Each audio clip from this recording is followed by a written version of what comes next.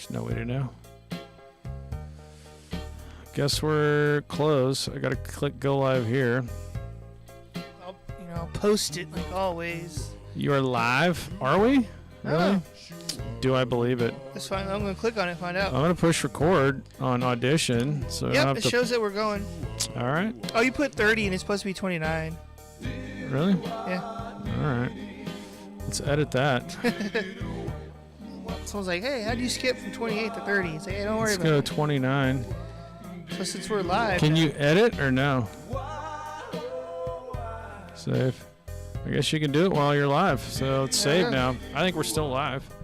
Welcome to the show, ladies and gentlemen. Anthony Turnstile, a.k.a. T-Texas Tony Turnstile, with my ace, my man who's got my six, got my back, Dutch Chattahoochee. Picked out the doo-wop music we're bumping you in with. See if I can get something a little more upbeat for some intro. We always like to mess with our music to see. Let's see what we got here. What's this thing? Oh, yeah. That's the end bumper right there. I just think 50s music is great. That style. Right? Yeah. Rock and roll, swing, any like, well, swing is earlier on, like in the 40s, but you know. Yeah. Doo-wop, there we go, doo-wop. That's what I was looking for. Doo-wop music is great. Are you the one views? Because this show, oh, you know what I need? I need to get my little Santa hat. Oh, you have a Santa hat? I have a Santa hat hidden over there. Maybe I should get that. I think it looks better than it does in a while. Really? If only the sound is good, people might actually check it out. Well, Messed with the light, messed around forever, folks. Welcome to 3BGB episode 29. We talk baseball. We talk baseball. We talk literature. We talk the arts. We talk music. Certainly, we talk movies. And today we're going to talk a little bit about Trailer Park Boys. yeah, John Dunsworth and the greatness that is I'm the looker now, Randy. Mr. Leahy. I am the looker. I'm sitting on something. I'm going to edit this post on Facebook. I'm going to put the number in there. I'm like, call the number. Yeah, call the number. Say That's what the makes the fuck you show. want. We're hoping we can only come up with so much stuff. If you don't want to call, don't call. If you want to call, let's see if our little magic jack works. I believe we can pipe the magic jack into our soundboard. We've got all the cables. We tested it once. If you want to talk baseball, we will give you a run. It'd be so cool if those numbers lined up where it could be 3BGB in there somehow. Somehow. Keep the phone out here. 100% wipe call. We have a new addition in the family. Jet. Naming the child came Thanksgiving Eve.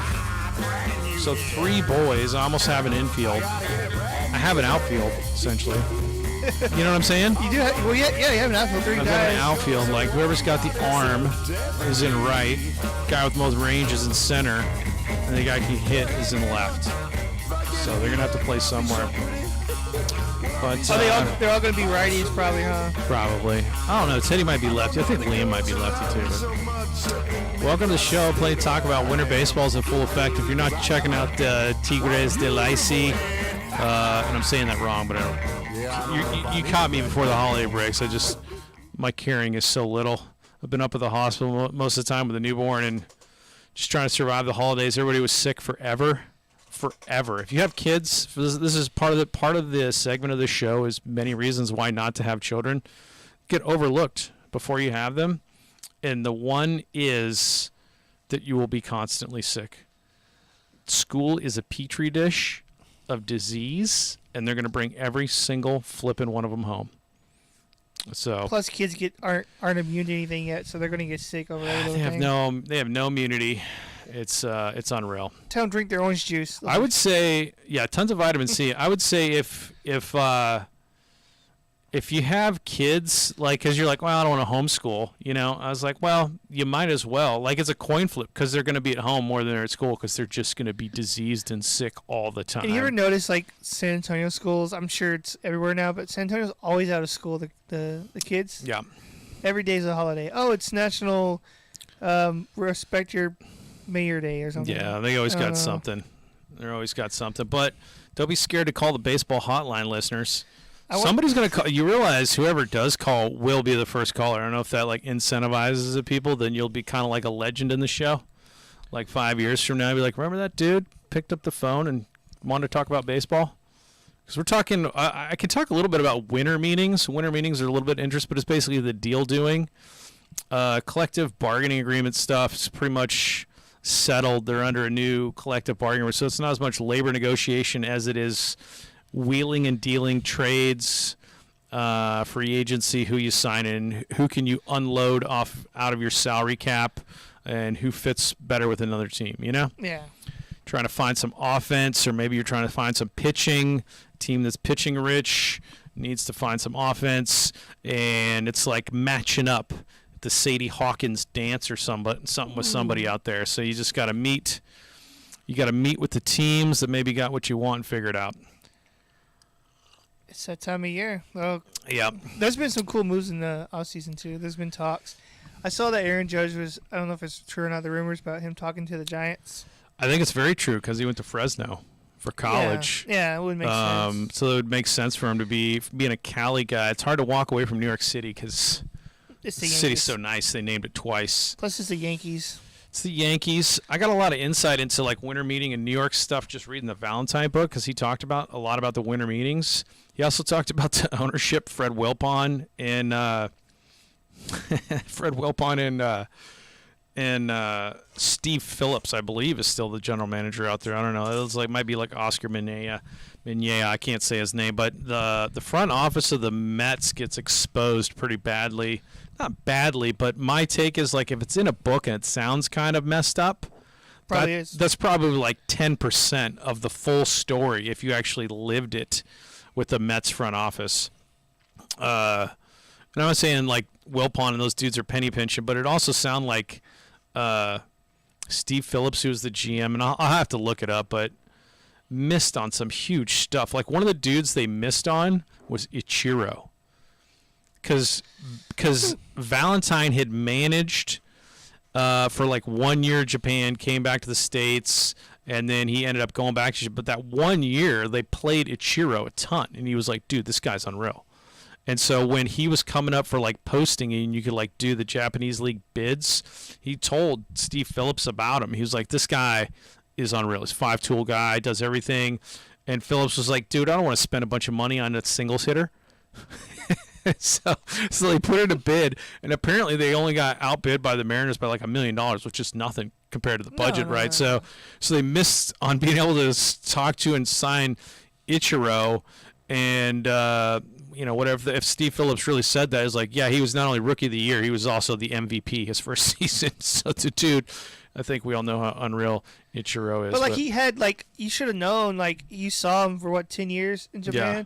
Like this wasn't some young dude out of high school. Yeah, I mean they had all the, but not only did you have the intel from what you had statistic wise from the NPB, you also had Valentine, who was like an eyes-on baseball guy who like played with him and can absolutely 100% verify the dude's not going to flame out, you know. Yeah. So anyway, I don't know. Let me see if Steve Phillips is still there. I was trying to see. But he had a very prickly. He's a former executive, Mets from 2003, and then he was a broadcaster. He currently serves as the MLB analyst on TSN. Yeah. So Phillips is gone. But one interesting thing about the Valentine book, if you're like, because that's where I guess I learned about the winter meeting stuff, and how that goes.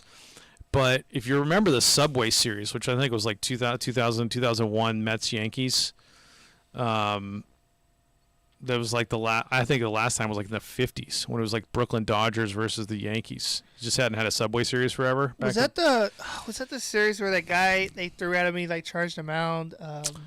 Piazza and Clemens. Is that who it was? Got into it.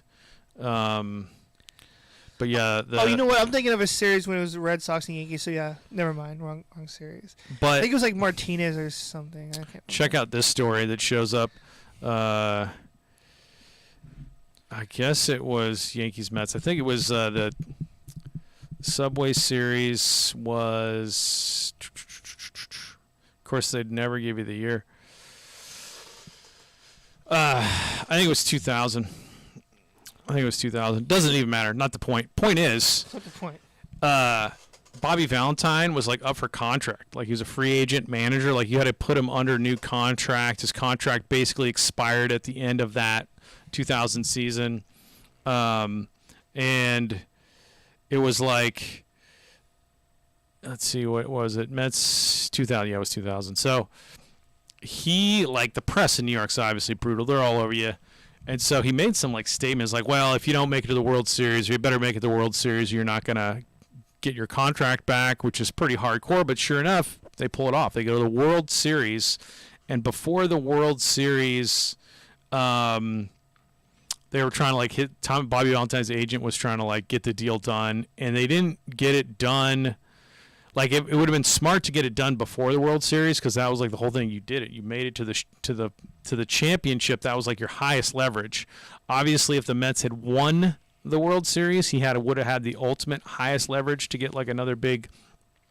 Because he's from like Connecticut. Bobby Valentine was like wanted to coach in New York. It's like the perfect thing, and so his agent was like having issues, like dragging his feet, or his secretary was out or whatever. Didn't get the contract offer sent over to the Mets front office. So World Series happens. I think they lose in 5. It was pretty lopsided, but close games, what have you. So now you're like maybe not as strong as a negotiating position as the manager because you didn't win, but still you went to the World Series. That should count. Like we didn't make it, but we made it. Like, so he talks to this is like before like one of the last games of the World Series. Valentine's on the field. He talks to Steve Phillips. He's like, "Hey, we need to talk about your contract." And he goes, "Yeah, did you get the contract my agent sent over?" He's like, "Dude, I got nothing." And so he calls his agent. He's like, "Hey, what's up?" The front office says they didn't get anything in the email. He goes, "Oh man, my secretary's out. It must be I have a temp secretary in. I'll call her and get her to send all that stuff." So, and this dude's like Bobby Valentine's agent's in L.A. So apparently this guy calls his temp secretary, is like, "Hey, you need to send over the Bobby Valentine contract offer to the Mets." Does that. Series ends, and then he goes to Fred Wilpon's house to like, let's do the new contract negotiation. He's sitting there with about 30 pages of paper, and he starts reading. He gets the guy's agent on the phone, and he goes, before we talk about the contract, let's just talk a little bit about an email you sent on September 11th saying I'm going to stick it to this little prick. Who is the little prick that you're talking about? And at that moment, Bobby Valentine and his agent, who's on speakerphone, realize that the temp attorney sent the contract and all of the emails where Bobby Valentine and his agent are talking shit about the owner and the Wilpon and the GM Steve Phillips. It's like the stuff that they said in those emails was like unrepeatable. They're just trashing them. And they had all the emails. Oh, the Mets organization? Yeah, the Mets saw how badly the agent and Bobby Valentine were just pooping on him. So instead of like a 5-year deal with like a huge number, he just got a 3-year deal that wasn't that much. And it was just like Bobby Valentine like walked out of the meeting and he was just like so red in the face. He's like, I can't believe it. You imagine that? Just talk trash about somebody for like a couple years and then all those emails get sent to the people you're trying to get a contract from? It happens. It happened to me one time. Oh, my God. Not with baseball, but like one time at my job when I was a vendor. Yeah. I had to work like 7 days in a row, and it was a shitty schedule, and I thought I was texting my wife, and I was like, this fucking sucks. Like, my boss has pissed me off. He has me working this many days, but it was sent to my boss on accident. So then I was like, no, dude, I'm just playing. Ha ha ha. It was a joke. Probably not as bad as. But like, yeah, it wasn't like I wasn't shit talking. I was like, this fucking sucks. I have to work 10 days in a row. But anyway, I didn't know that about Bobby Valentine. The whole Bobby Valentine, any kind of baseball book's really interesting insight into the workings. And like now I'm at the part where he's over and he's like winning the Japan series. He does talk about the curse of the Colonel because they did play the Hanshin Tigers so it's a big deal in the there, Japan series. Yeah. So, but no, he won it all in Japan. So. Interesting. He clearly knows what he's doing. He knows what he's doing. Interesting book, but controversial kind of everywhere he went. He was always in trouble with front office or management or did something somebody didn't like. Sometimes baseball doesn't like people who speak their mind. Yep. And if they do, they're looked down upon as like, uncontrollable or whatever. Like Lou Piniella, like this guy's always upset. Yeah. I know. He just spoke his mind. Yeah. So if we're road mapping for today, I got. I give you Bobby Valentine. I give you. There's a lot of Japanese free agency and dudes coming over and interesting. Like within the NPB, a lot of movement over there. We could talk Dominican Winter Leagues, Licey. Tigres looking real good. I love that they have a YouTube channel and they stream their stuff. I saw pickup play so great. I texted Coach Perez of the River Monsters. I like that pickup play so much. I can talk about that pickup play. Talk about our blockbusting sketch and a couple other creative ideas I have. But mainly we could just focus on why you don't have children. Oh, because you will have no time. You have 3 of them. And I'm not worried about, my family's never going to watch this show. Nobody watches. For some reason, I keep thinking you have 4 children, and then I'm like, might as well be 4. Where's the 4th one coming from? Might as well be 4. But yeah, call into the show. And you're talking missions, which is a great segue. We could talk. Well, they have a new ownership. Yeah, they have dude. There's a lot of people involved. It's a huge group for one, but they got a ton of Texas heroes. It's like Nolan Ryan, Biggio, Clemens is somehow involved. There's the owner of the Spurs. It's like a who's who. There's like Nolan Ryan. Yeah, I think there's David Robinson or some other a bunch of Ginobili's in it. I don't even know. But that season ticket's happening, and I know where they want to put the new stadium, and they're probably going to pull it off. And here's my guess why. So when you go across from the Alamo Dome off 37 there, yeah, there's like the Tower of the Americas, but then there's a real weird shaped building with like angled out walls.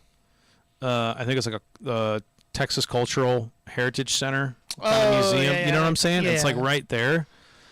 But I think I went in there one time. Yeah, probably wrong. But that's the point. Like nobody really goes, like that real estate's so choice, but nobody's really. That's not a high traffic thing. People aren't like, oh, I'm going to go there today. It's usually probably like school field trips. Yeah. And I don't know how long it's been there, and tip the cap to the architect because it is a pretty cool building. But I honestly think that whole operation and that museum is going to get moved to something new and updated, and that's going to get torn down, and that's going to be the new stadium. And that next 10 years of our life, we can watch that happen. But that'll be cool, too, because like there will be a lot of NCAA tournaments there and like UTSA Roadrunners, and that'll be cool. At the new stadium? Yeah. Well, because like the Shamrock Classic or whatever, when like Notre Dame comes down and plays every year in San Antonio, it seems like today, they always do it at Nelson Wolf. So I'm excited for new ownership and changings. It'd be cool to have a nice, like I like Wolf Stadium. I think it's cool. Yeah. But I mean, obviously a new, more modern stadium. Well, that's where we work with Mike G and the Skein River Monsters, and then you and me figure out how to get another TCL team to take over the Nelson Wolf. Right, I have a San Antonio one, yeah. Yeah, because I have a San Antonio one, and then we could start my idea of the train, the Amtrak Train Collegiate Summer League, where you just put teams on the Amtrak route. So instead of busing between the games, it'd almost be like a throwback kind of league. That's how they did it, like in the 40s and 50s. Wherever this train goes is where we're playing.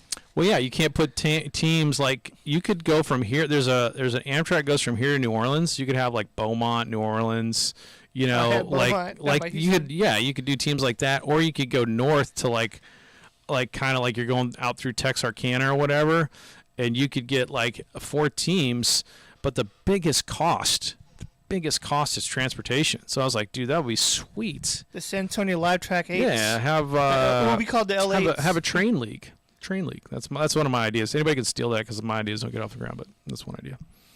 We could be the 210s. Stupid ass name. Another guy. Shout out this dude, Bill Pearson. Guy shot me an email.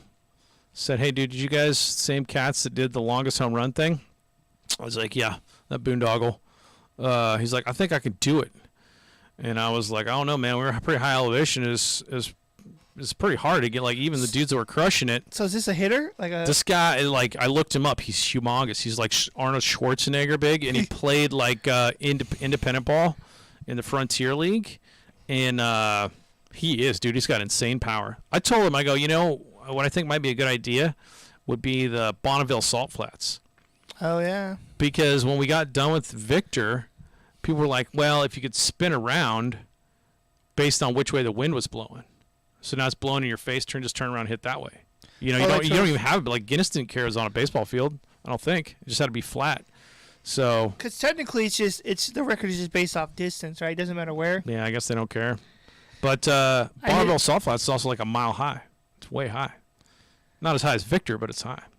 And plus, since it's flat, you'll be able to get a perfect measurement instead of elevation, like mountain climbing, whatever. So we can talk about that, and then we just basically talk about Trailer Park Boys. And how cool would it be, though, like one guy, we just do, like, it's just like a little short little fucking one guy. There's no, like, big production. It's just one dude, and he does it.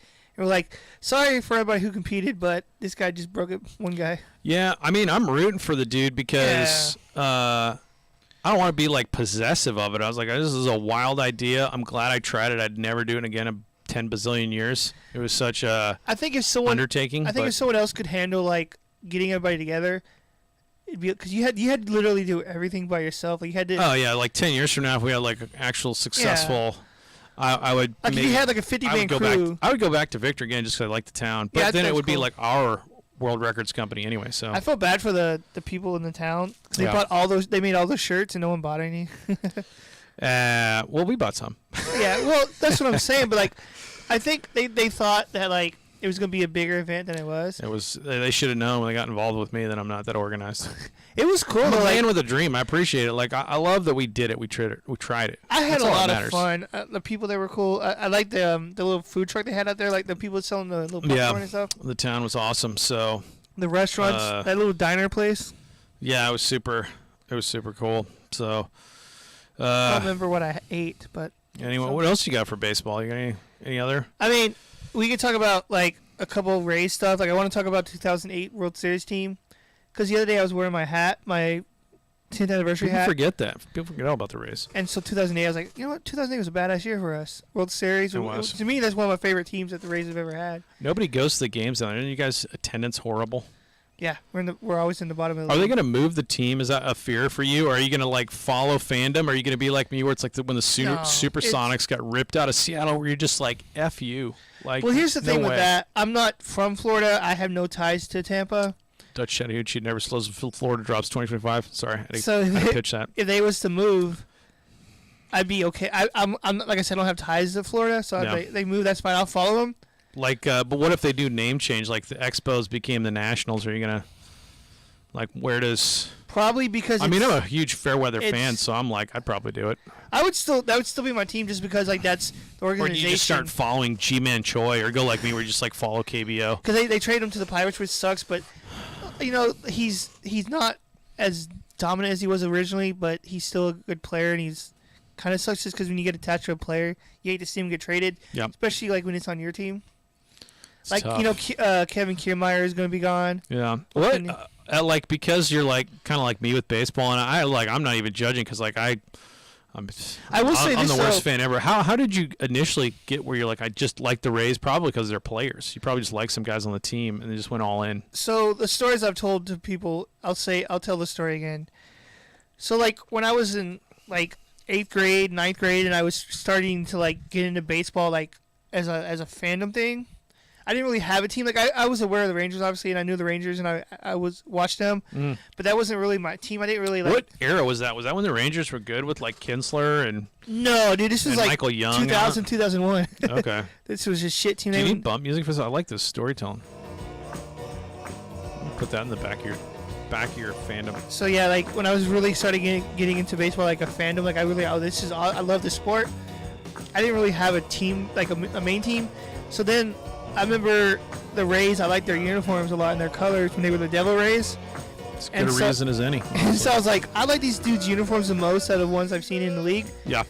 I'm going to pick this team as my team I'm running with. And ever since then, I've just stuck with them. That's loyal. literally why I picked them, because of their uniforms and their colors. There's nothing wrong with that. Because that's when they had like the Devil Rays, and it was like that multicolored logo, if you remember. Yeah. And that's why. And ever since then, I've just stuck with them, regardless of if they've been shitty or good. Yeah. That's what you got to do, because like it's the same thing. People are like picking Premier League teams. Like, dude, I'm not from Manchester. Like, I'm not. I don't really, like you just picking teams. Like, I'm just picking NPB teams and Glidem teams and you name it. I'm just picking teams, man. I don't know who I like. But I just know Major League Baseball deserves a big swift kick in the sack because of the universal DH. And plus, we always had, like, I feel like the Rays. Go Rangers, go Mariners, Especially early on, we had baseball dudes like Wade Boggs. We had Aubrey Huff. We had we had Rocco Baldelli. He was unfortunately his injuries and stuff, but yeah. Plus, this offseason, we've done some cool moves, some shitty moves. That sucks. Tampa Bay Rays, am I crazy? Did they have Dwight Gooden for a year? I believe so. I think they did. I believe so. It was one of those weird tweets where they're like, dude, you've never seen this guy in his uniform. I think, didn't we have McGriff too, I think, for a second?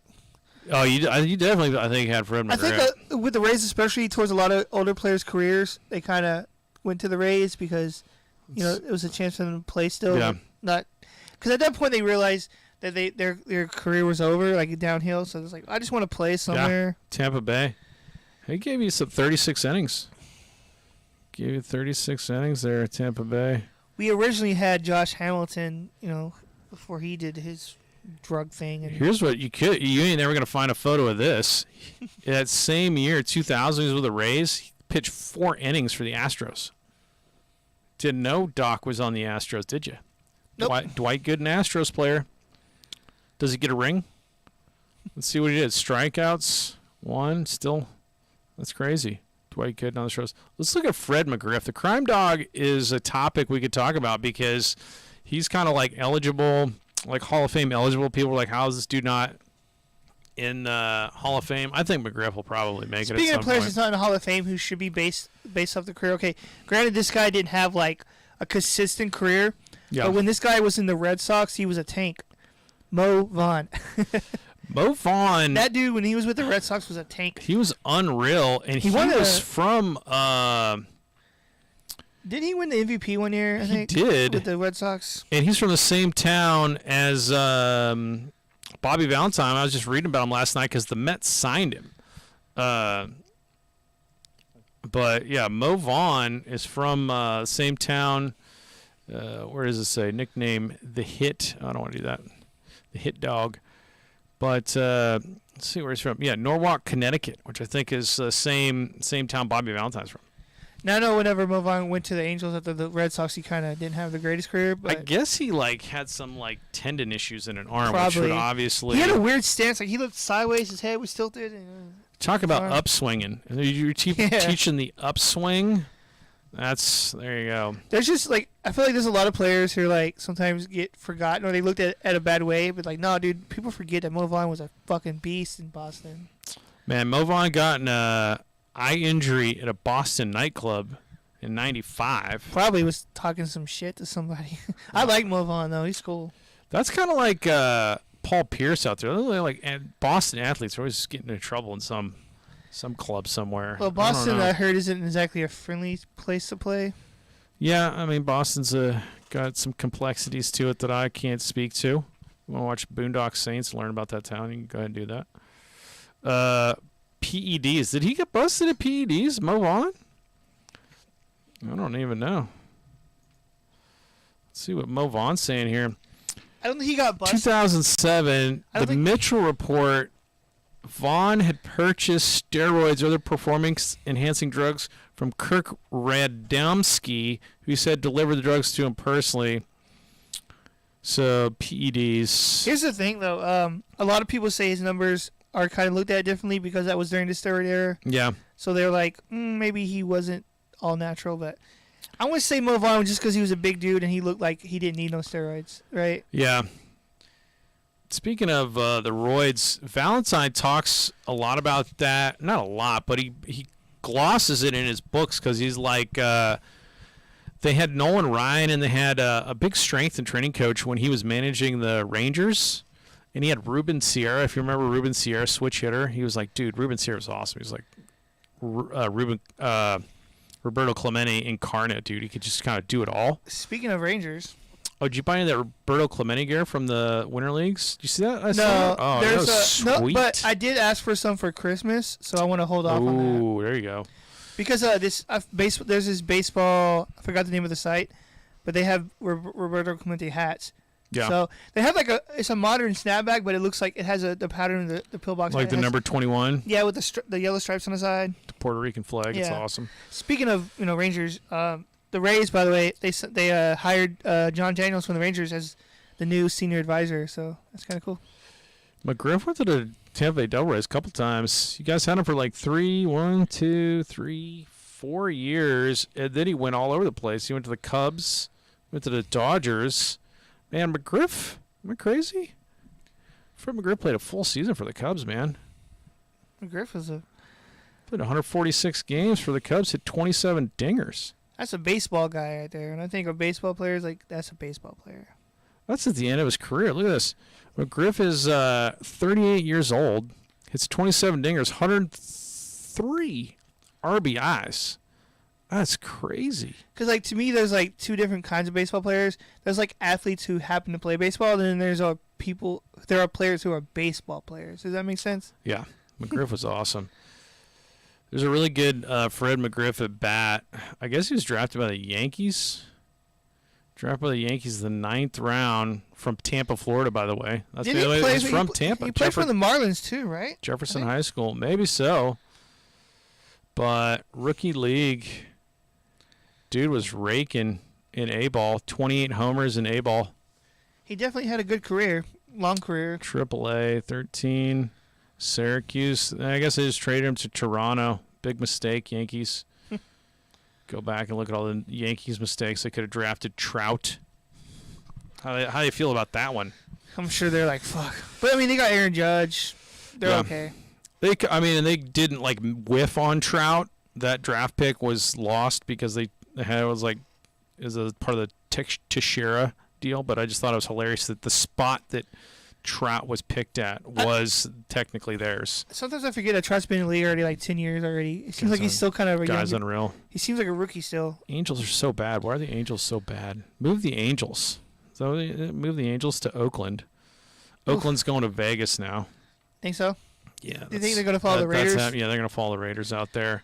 Oakland just cannot get it together because the stuff's so dated, and then you're going to have to tax the entire community to build the new stadium, and nobody wants to do it. And then plus, a lot of people say that city isn't exactly the nicest city in the world. I don't know much about the Bay Area. That's just what I've seen on like YouTube videos and stuff, and people talking. Like, I have a friend who's from California, and when I ask him about Oakland, he's like, "Yeah, the place is a shithole." So like, oh. I don't know. And here's the thing about it is there's so much history there, and there's a good book which I haven't read, but they also do like a podcast called The Last Dive Bar. Are you familiar with this? No. I read some short articles on it, and people just talk about what a different, fun experience it is to go catch a game at Oakland. You know what I'm saying? Like, it's just... Oh, yeah, I've never seen it before. It's just like a throwback. So, yeah, you can go Super Porker and go to T-Mobile Park and have Wi-Fi and all that cool stuff, but there's something about the old ballparks, like Fenway and Wrigley. That's really classic. Yeah. You kept those around, you kept those alive. Oakland isn't that classic. It's not 1910s. It's like 70s, but the 70s groove is still special. You know what I'm saying? That's why you see teams every year do that. There's nothing left like that. Like the Padres when they do their throwback stuff. Yeah. So, like, the vibe. So, I guess it's just like when you go to Fenway and you go to Wrigley, you get that kind of like, wow, this is really cool vibe. I actually would argue that the Last Dive Bar, that kind of being the descriptor for what that is, like that's the dive of Major League, has value in its rustic 60s, 70-ish rundown vibe. Yeah, try to like upgrade some stuff in it, but maybe keep it like, I don't know, if you can find a middle ground in retro We'll put for a baseball, but we'll put a motion sensor soap dispenser in the bathroom. We'll modernize it a little yeah, bit. something like that. My understanding is that everything about it's been bad forever, just like rats. And I think when the Raiders played there, and John Madden was the head coach for the Raiders, they had like a horrible rat problem in like the locker room for the opposing teams. Wouldn't doubt it. And they were like, well, we're going to get some exterminators to fix it. And Madden was like, no. It's like, I want the opposing team. I want the visiting team to have to deal with rats when they come play the Raiders. I forgot what sport it was and what team it was. Yeah. But I remember I was watching this video and they were doing like a video about like opposing locker rooms and what teams do when teams come to their stadium. And one of the teams, I forgot, I wish I knew who it was, they painted everything pink. So it was so bright, like the lockers, the walls, everything was pink. So when the opposing team came, they were just like, couldn't focus because everything was so bright and pink. Oakland Coliseum. And I thought that was funny. Currently Ring Central Coliseum in Oakland, California. Oakland, Alameda County. I'll be darned. I'll be darned. Man, Ricky Henderson stole a lot of bases in that place. Oh, my God. Oh, my gosh. That dude. If they ever do tear it down, we got to go down there and steal some dirt around second base. I just want a green stadium seat. That's all I want. Man, that's so cool. I mean, at some point, I'm pretty sure someone sat here when Ricky Henderson stole a base, and that's awesome. It's sad. It's got that insane foul ground. Because if when they're tearing down the stadium and they're giving stuff away, if there was two things I could ever take, a seat and a base. A seat and some dirt. And a base. I don't care what base it is. Oh, that's what I was going to talk about. Oh, here's the other part of my roadmap. Can I have the rosin bag from the mound? That'd be cool. Other parts of my selected reading. So I've been reading a bunch of Bobby Valentine stuff, but I started going through the rule book, believe it or not. And there's some pretty interesting things if you actually get down with a fine-tooth comb like a lawyer, like I am, and started looking at the rule book. And you can go off on something, but I'm going to dig it out and read you a couple things and just see what you think about it. They're kind of hilarious. But your base thing made me think about it because I found out because like I played college baseball and all this other stuff. At the level you get there's these nice rubber bags you put in there. Under the rule book, they can still be canvas. Under like what? Under the MLB rule book. You don't have to have rubber bags. You don't have to have these nice rubber pro bags. You could slap down an old canvas bag. Oh, for the bases. Yeah, for the bases. Can you imagine? Wouldn't that be sweet? We're just gonna use a piece of cardboard for the base. Man. Interesting stuff. Interesting stuff in the rule book. I tagged some stuff I thought was weird. This will be my segment. I'm going to do the MLB rules segment and don't have children segment. Okay, so one thing is the dimensions on the field, like Fenway and like pesky pole and all that stuff's grandfathered in. You can't make a field that's shorter than 325 down the line. So it has to be at least a minimum of 325? Yeah.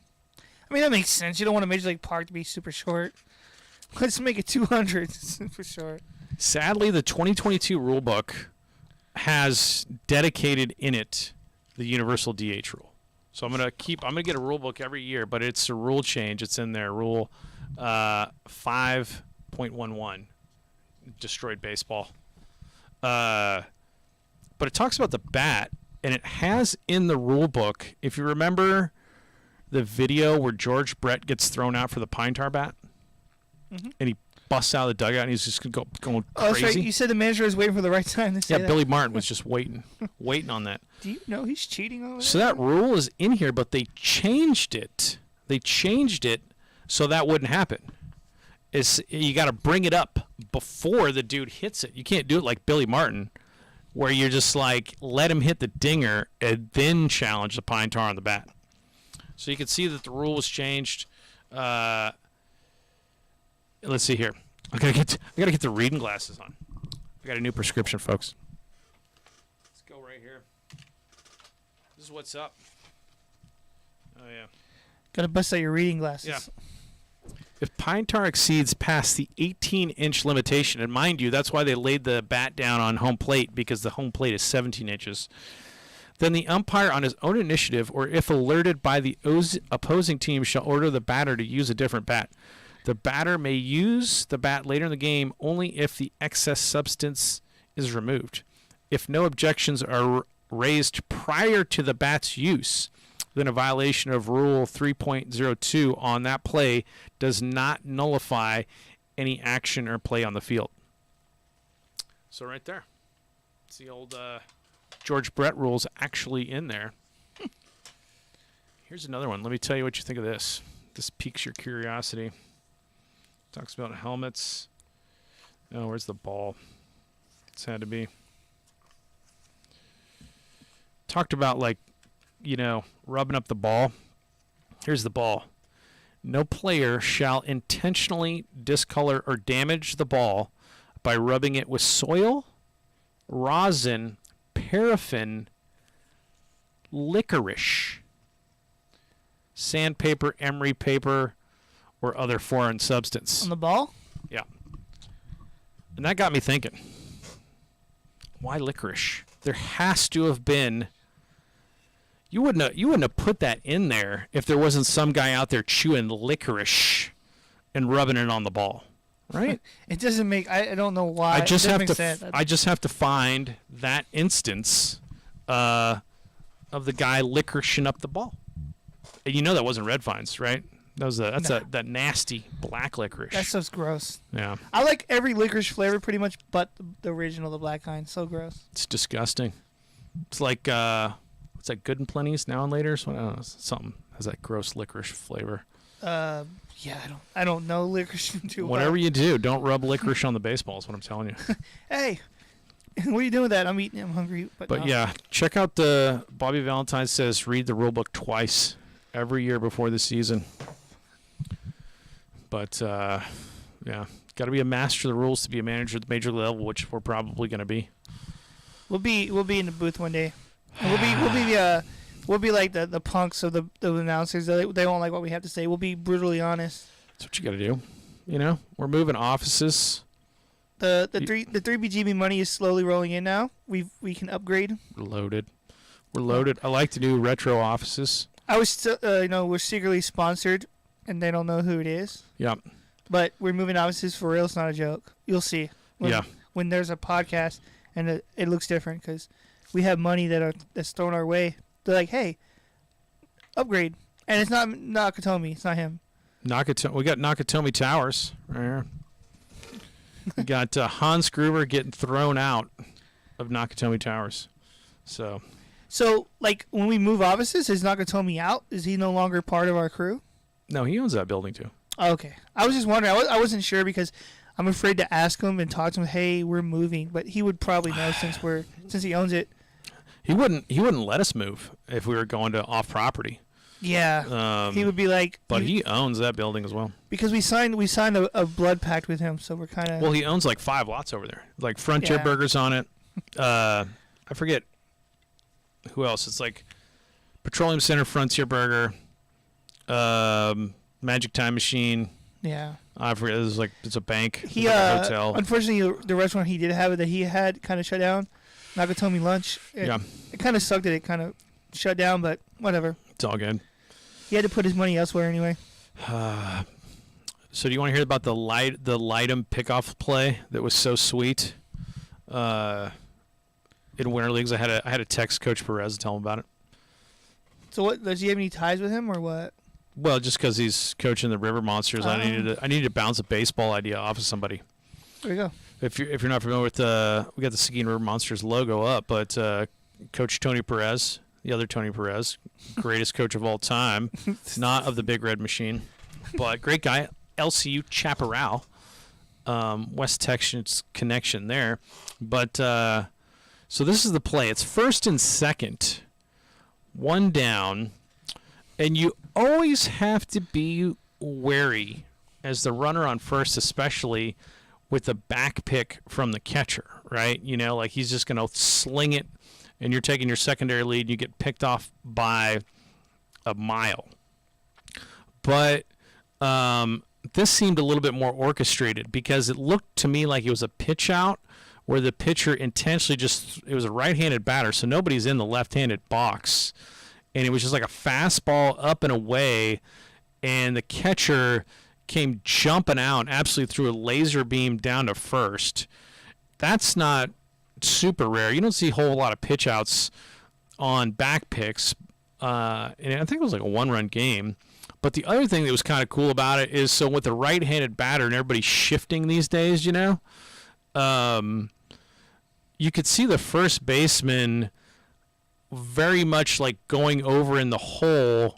And I don't know if he was like talking to the runner, so the runner could kind of like, if you're on first and there's a runner on second, nobody's holding you, so you're like, okay, I can get off pretty far. And I think he checked like the first baseman, and the first baseman was like, look how deep I am in the hole with this shift, like I'm nowhere near first base. And he broke, like it was a timed play, like he was like the ball was never going to be put into play. So as soon as the pitcher starts going to the plate, the first baseman breaks to first from way over in the hole. Runner thinks he's totally safe. There's no first baseman nearby, and the catcher jumps out on a pitch out, essentially, and guns it down the first. Dude's out by a mile. It was a thing of beauty. So everything was working against that base runner. But he had no chance, right? Dominican Winter League Baseball, you get it, sweet stuff like that. I like to say. What did the coach say? He was like, he liked that. He liked the movie. He's like, and he also mentioned, he's like, also if that's like a called play, you need to make sure the right fielder is crashing and he's sprinting over behind the play in case the throw gets away. He's like right there to back it up on like an overthrow. So very well orchestrated pickoff play. He definitely sounds like he knows what he's doing. He knows what he's doing. So this team this year is going to be great. Yeah, man, it's going to be awesome. I'm excited. We got a new pitching coach. We haven't done the interview yet. But Mike G's getting everybody on board.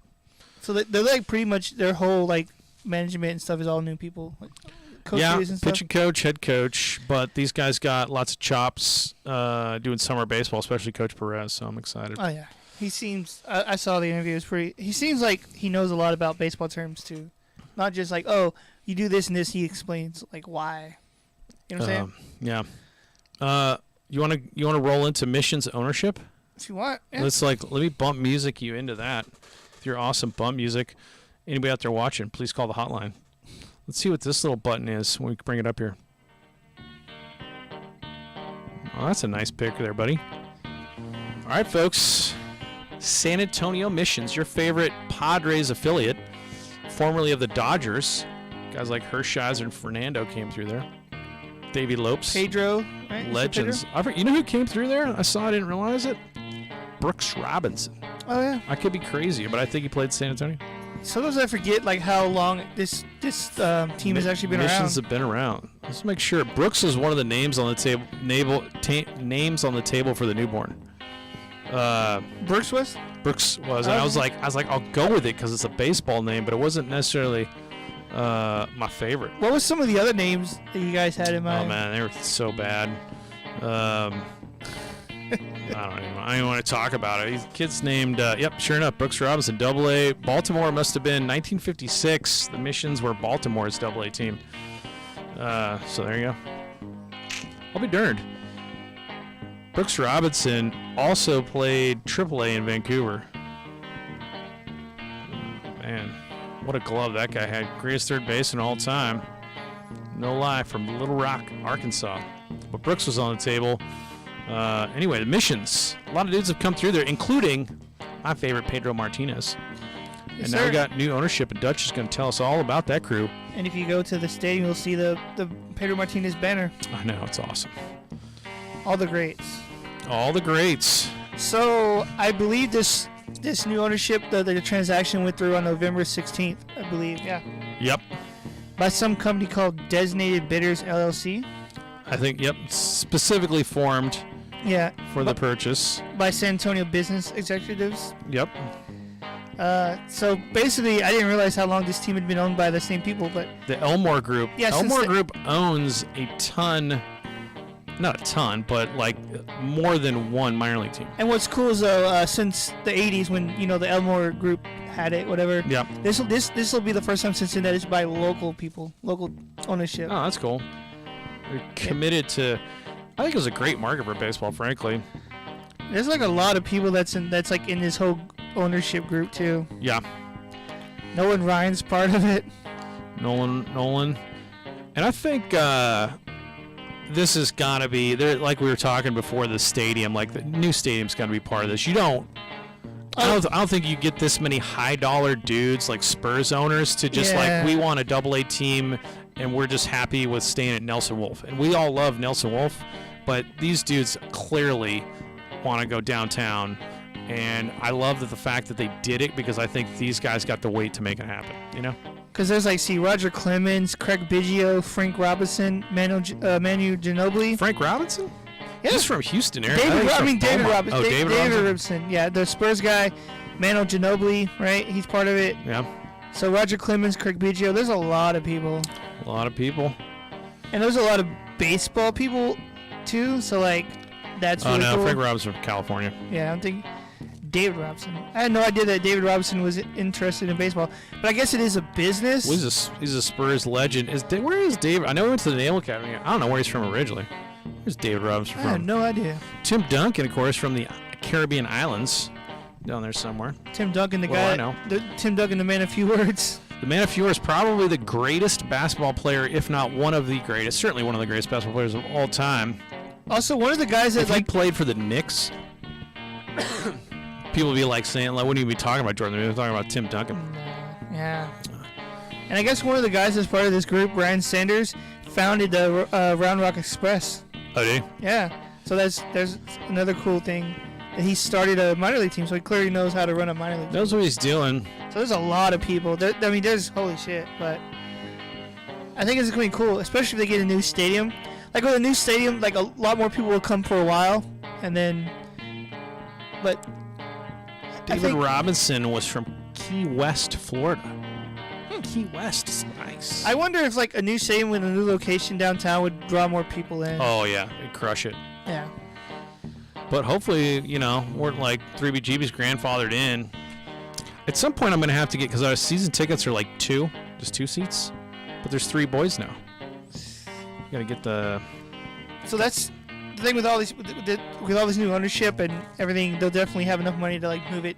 They're gonna move it up. I mean, it's gonna happen. They got to, yeah. It's not gonna stay where it is. If you got the Spurs ownership, all those dudes know. As much as I would love to keep it where it is because like it's a cool spot, like traditional. Yeah. But yeah, downtown would be better as far as like people going. It's a double win because then I got plans for baseball in Nelson Wolf after the Missions move, and then I'm still excited to see AA baseball in a cool stadium downtown. It'd be cool. I don't know what they would do with the old Wolf Stadium though. They move. We use it for college and youth. Like I don't think you really destroy it, right? And we can use it for our videos. Yeah. Like, hey, can we just like rent this out for like 4 or 5 hours one day? And yeah, city owns it, so Because we have another pitching video coming. We have the batting one. We got so much work to do. Hopefully the new office will make us more productive because we got all the stuff from Colorado. We got footage there. We can just start throwing it up. Piece by piece, I guess. Yeah. You could do like little videos of like 5-10 minutes long or something.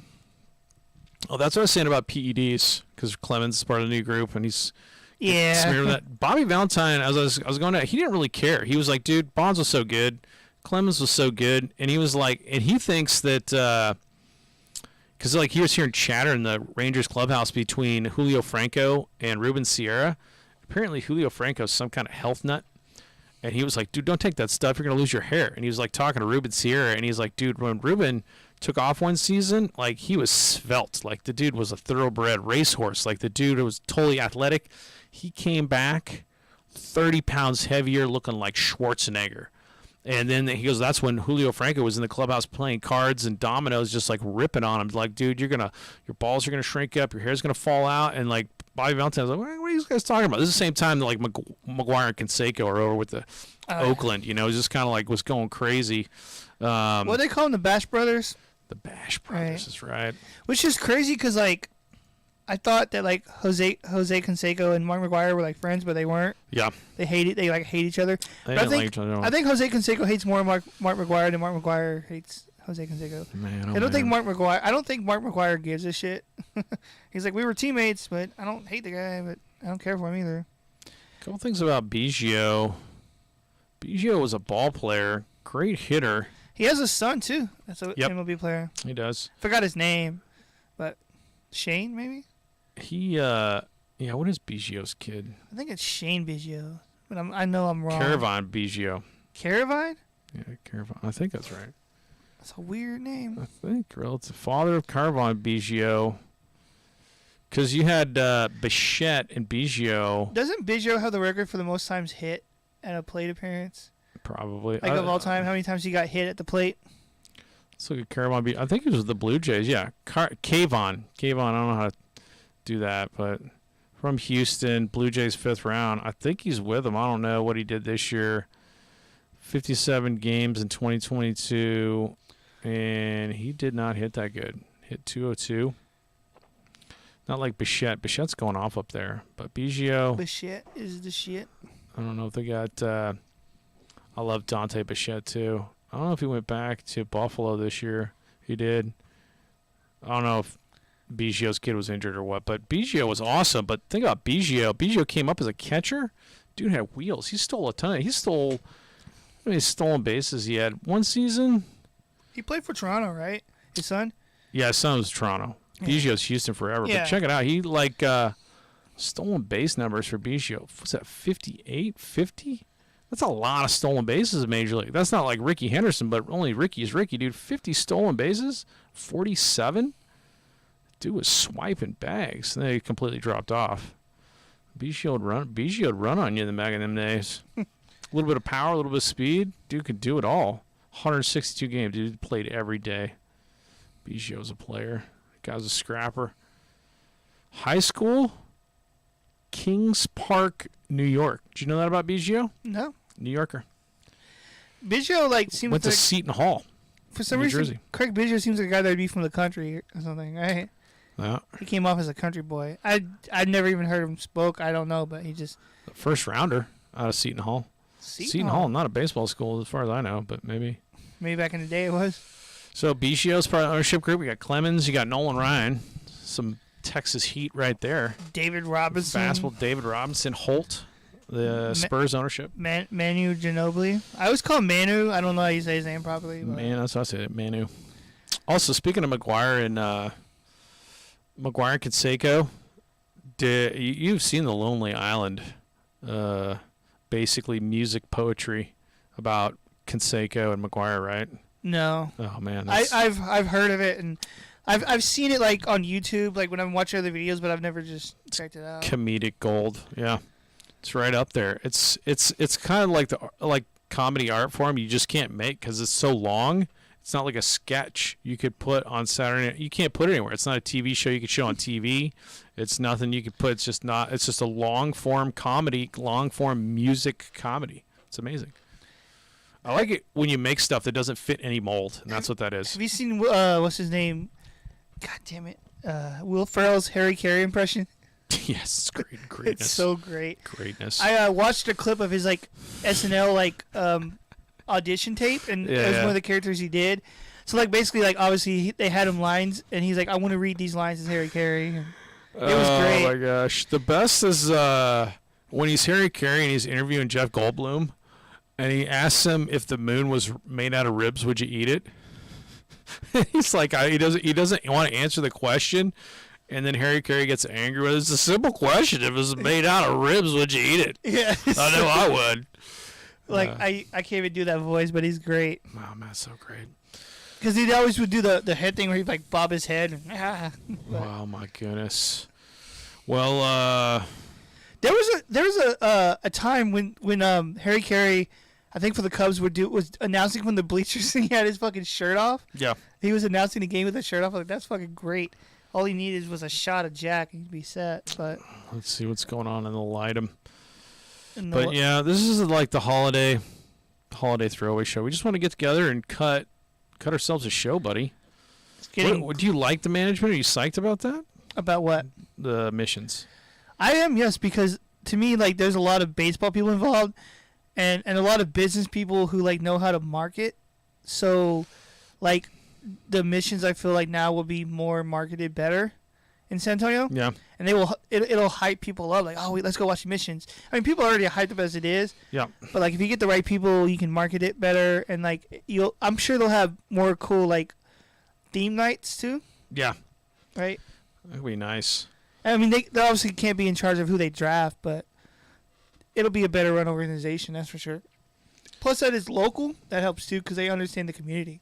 So. Here's some great news for winter baseball, because I see sometimes on Twitter like, oh man, I miss baseball. I was like, no need to. Mexican winter leagues, Lidom, Roberto Clemente League in Puerto Rico. There's all kinds of baseball happening if you look for it. And I looked at some of the live streams of like the Puerto Rican teams.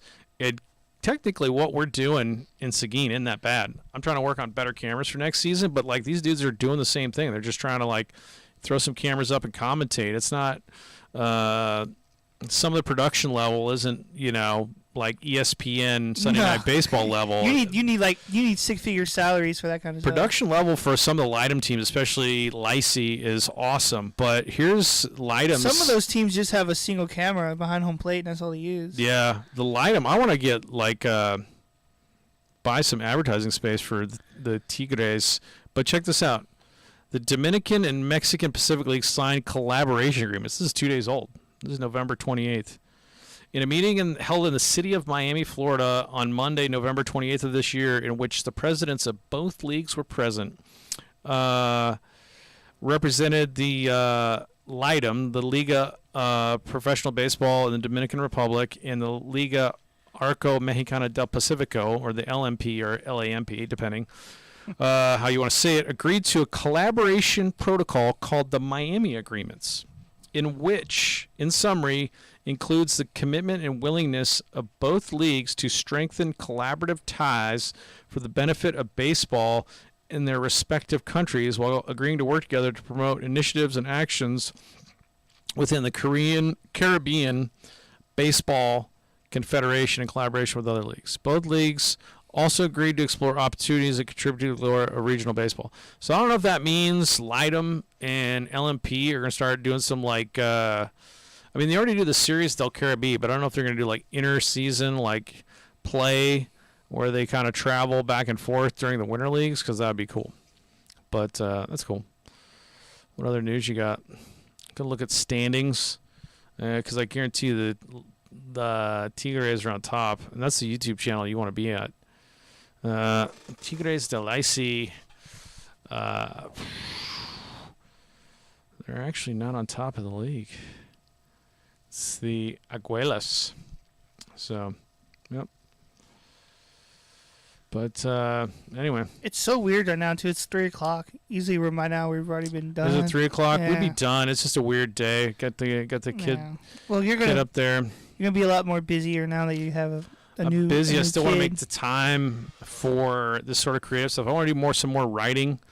Yeah. I'm gonna write the basically Zen and the Art of Motorcycle Maintenance, except for baseball. I'm gonna write the Dutch Chattahoochee interview. Get the Dutch Chattahoochee interview written, get some articles written, get the magazine out the door, and then start on the long-form book about post-structuralism and baseball existentialism. Where do we all fit in this universe as it relates to baseball? It sounds like a bestseller. It's all a construct, but within that construct, we need to focus on the philosophies of baseball. You know what I'm saying? It's like I don't even have to be wearing clothes right now, but society says, Quite honestly, sometimes I wish I didn't have to wear clothes. Well, I'm not a nudist, but I'm just saying there's. Well, I'm not either, but like, why do I have to? We have to get jobs. We have houses. We own property. We have cars. These are all. It's all a construct. It's all a construct. It would be interesting to see when people before they started wearing clothes, what it was like just walking around naked all the time. Yep. I don't know if I could be a nudist because I don't know. I don't want other people looking at me when I'm naked, but I could. I would if I read the book called The Stranger by Albert Camus, and that's Camus with an S, like a French philosopher. I don't know if he was like a Dadaist or he's like a nihilist or whatever his deal was, but he was a guy that was just kind of question. Oh yeah, what are we doing here? There's always Dutch? people like that. What are we doing here? What does it all mean? You know what I'm saying? I don't know.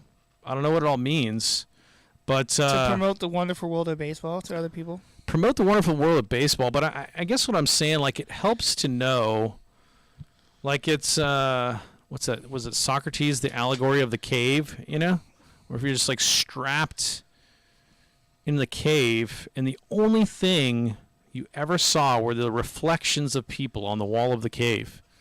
You didn't even know there was anything outside the cave. You just thought that was the world, those reflections on the wall of the cave. And then you get untied one day and you're like, whoa, wait, there's stuff outside of this cave? I didn't really know. This was my reality.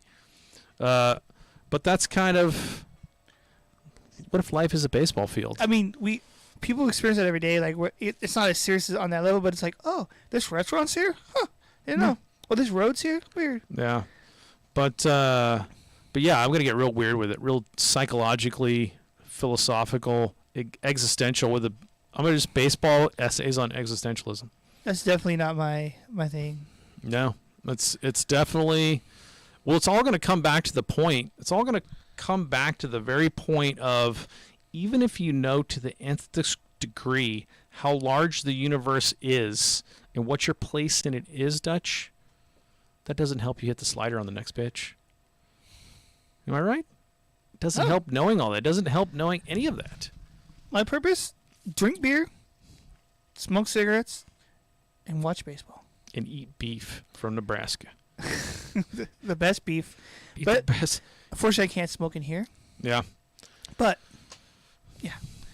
That's the best. The strangeness of like, life, dude, whether we know it or I'm getting not. so hyped up right now for the upcoming NCAA season. You've seen all the little Nebraska baseball Cornhuskers hype pictures and stuff. Like, it's going to be a great season. I gotta get on my phone and wish happy holidays to all the college guys that helped support us in the longest home run. And we got an interview last year. Tapia, Chase King, the man, the myth, the legend, Luke Malone, and Slam and Sammy Diaz. We gotta just show us, like, Merry Christmas, man. Just good dudes, good ball players, you know. Whatever. Caleb Vuono, all them Seguin River monsters. Vuono sounds like a type of cheese. That dude's awesome. I love that guy. But yeah, you know, David Wilson. Send some love out to the ball players out there.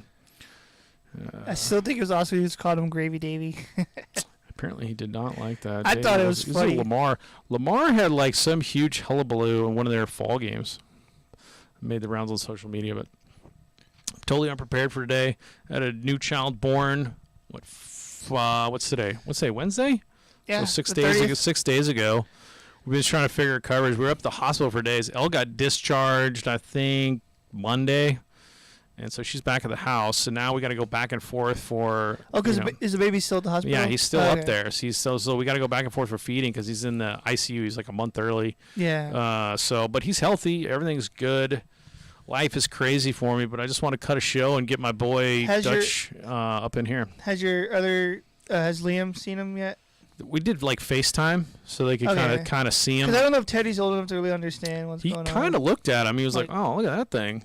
It's like me. But and FaceTime. So Teddy and Liam have seen the new edition, but you know. What was Liam's like? Oh, a new brother. He's a pretty good big brother, I gotta say. He's he's awesome. He's powerful.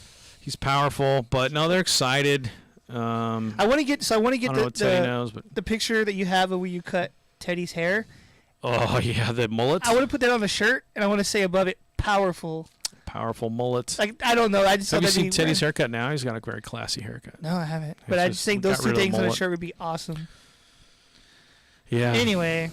Have you noticed the temperature in the office isn't freezing anymore? No. Yeah, it's actually comfortable. Rise, we're getting ready to move. It's all good. They're like, maybe we'll fix it now. I will say the building manager over there is really cool, really nice. Lavera's awesome. She didn't question like, sure you can afford this. Like, hand picked by Mr. Nakatomi and his assistant. Oh yeah, he's like, this lady. When you meet her, she's like the best you'll ever meet as far as like lot managers go. But she's like, she won't even. You know what? She just like, because she's like, dude, I've seen Nakatomi when he hits the scotch, and I just steer clear. We got to get her on the show if possible. Yeah. Interview her, talk to her. But what's it like running a building? Excited to get juiced in. I want to talk to our neighbor, Patrick Huerta. local comedian podcaster. Have you heard any of his stuff? Blind Tiger Comedy Club. I saw that dude host an open mic at Jokesters before Jokesters went out of beeswax. Oh, okay. Pretty good, pretty solid open mic host, and I watched some of his podcasts. So dude's like, it's like everything else you do in entertainment. It's just a grind. Dude's out there grinding. It's not about making it. It's about painting the art. It's about painting the picture, whether people like it or not. It's just since we had the DIY punk attitude. It's just like those bands who play forever who never really do it for a career, but they just do it because they love it. Dude, because we love baseball, we love music, we love art, we love comedy. Don't you want to be making money off of it? Well, yeah, anybody wants to make money off their art, but like it's not a big concern if we don't. For me, that's when we sell the pilot like Trailer Park Boys. I think if we had a show about us, I feel like I'd be the guy who is delusional, who thinks, "No, man, I can still get back. I can still make it." And you're like, "We're both older now, no chance." I live in delusion. I'm like delusional about it. I'm like, no, dude, I'll watch it. I can still throw a fastball. And you're like, we're older now. You're not gonna make it. And I'm like, no, what? I'm like Kenny Powers. It's like Uncle Rico. Yeah. Living the Uncle Rico level of delusion. I could still be a great reliever. You're like, no, you can't. I'm like, nah, bullshit. Yeah. And for people not familiar, watch Trailer Park Boys. We probably watched a good 30 minutes of John Dunsworth being Mr. Leahy, just hammered. That's right, he's Ricky. He's like, Mr. Leahy, is that you and the liquor talking? Randy, I am the liquor. I am the liquor. Another great line. He's like, that's vodka. That's right, Ray. That's right, Rand. 131 proof. I'm fucking wasted. Yeah, his character line. Is like one of the best. Classic line. Anyway, I digress. Rooting for Happy New Year's to everybody.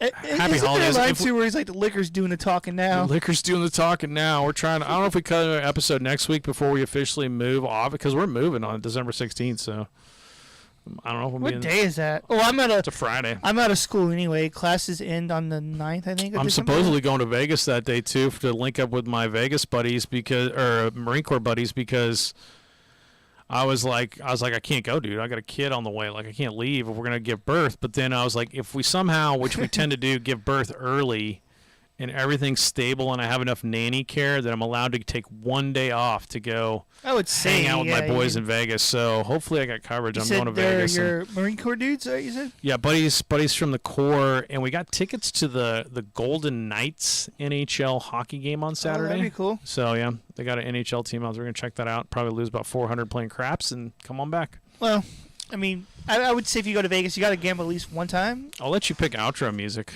And also, on the outroing, anybody, if you're out there, I think just call this hotline. Yeah. Call the flipping hotline, because it doesn't we here to talk about the Ring Central, or no, it's Magic Jack. We're here to talk about anything. It doesn't have to be baseball. You can talk about just leave a message. Like why you don't recycle your socks, or why you don't wash them, or anything, honestly. Anything. We just want, I know nobody's just doing our own fun stuff, but it would mean a lot to us for the holidays if somebody could actually leave us a message and say, dude, I saw your weird ass podcast, right, and I just want to call to say F you, or like, you suck at talking about this, or give us corrections, edits, anything. You could say you guys are. Or I love it. Why don't you talk about my favorite player named X? Yeah. And we'll do that. If you if you want to say, hey, this is how you can be better, or I don't care. Oh, and I'll give this, because there's dudes. Maybe you can call and talk about your truck drivers are candy. Truck drivers can't see on Spotify. They can't see us. 210-401-7394. Again, the baseball hotline for America and all of North America and Japan and Korea and Taiwan, including the globe and Antarctica, is 210-401-7394. Give us a call. Call us fuckfaces if you want. I might send you a flipping prize. We ever publish our magazine. You can call in and threaten our lives for all we care. A free copy. Like, my daddy's going to beat your ass. 3VGB's trying to do it. Who knows? Anyway. Well, it'd be really funny. I just thought about this. So you get a call one day. We're like, oh, hello. Thanks for calling the show, right? Yeah. It's like, he hears a breakfast. We're like, oh, shit. That guy. He's like, at first, I didn't mind he's still in the 3BGB breakfast, but now I'm kind of annoyed. He's going to kill you. He's calling us from the mental institution. It's like, what's that is it Billy Madison? I can't remember where he's like, Steve Buscemi has a list on his wall of people I'm going to kill. Yeah, Billy Madison. He goes, thank God I called that guy. He